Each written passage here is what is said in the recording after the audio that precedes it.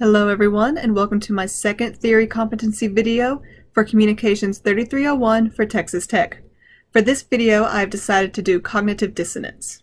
Every theory has its core ideas, and this one is fairly simple. Cognitive dissonance is the uncomfortable or distressing internal feeling that people feel when they find themselves doing things that do not fit what they know, or opinions that contradict other opinions they hold. The best examples to use are addictions, smokers, drinkers, gamblers, because there is so much information about how harmful these actions are, and yet people still continue to stay addicted and make themselves feel okay with their addiction. There are three hypotheses that are used to explain why people will ignore information in favor of calming the dissonance they feel. The first is selective exposure. People avoid information that would create cognitive dissonance. For example, liberals avoiding Fox News.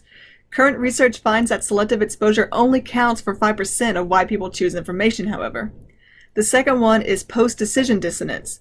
People can experience strong doubts after making important close call decisions that are difficult to reverse.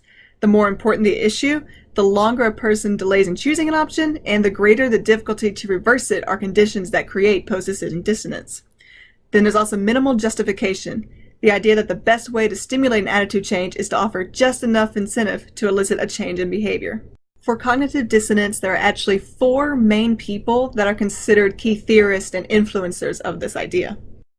Leon Festinger was a Stanford University social psychologist. He published his theory of cognitive dissonance in 1957.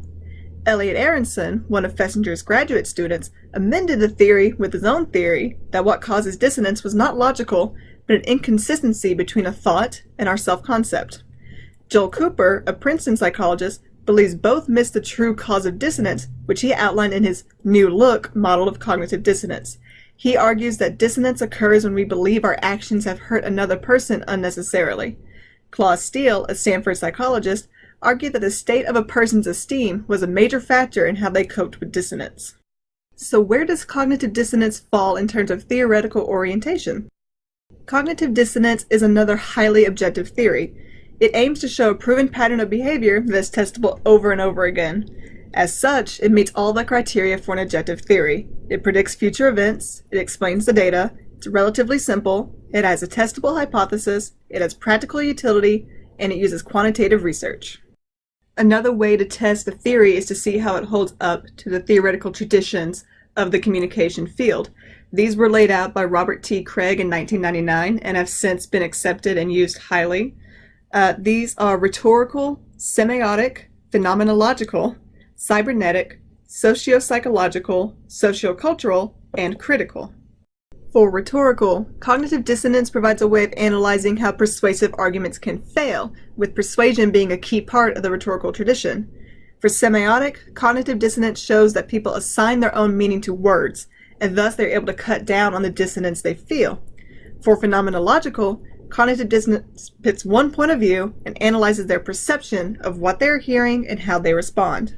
For cybernetic, cognitive dissonance is about information processing and the different ways humans acclimate to it. For socio-psychological, cognitive dissonance is a scientific theory and was created by systemic observations to predict a cause and effect relationship. For sociocultural, cognitive dissonance explores the use of different types of message technique and speaker techniques to change dissonance. This ties into what the dominant culture of an area believes are effective. And for critical, cognitive dissonance shows how people react to messages that do not mesh with their beliefs. Even a theory as long-standing as cognitive dissonance has its critique from researchers who are trying to improve upon it or make another version that fits better with what is actually happening. In the dissonance theory, there are four stages that a person goes through when they are dealing with cognitive dissonance. This process actually shows a flaw in the theory itself.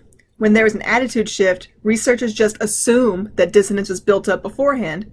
Festinger himself never specified a reliable way to test the amount of dissonance a person experienced. And some researchers feel that even the original basic cognitive dissonance theory is still too complex and should be simpler. This is because simplicity of a theory is a large part of how well it can be used. Thank you for watching.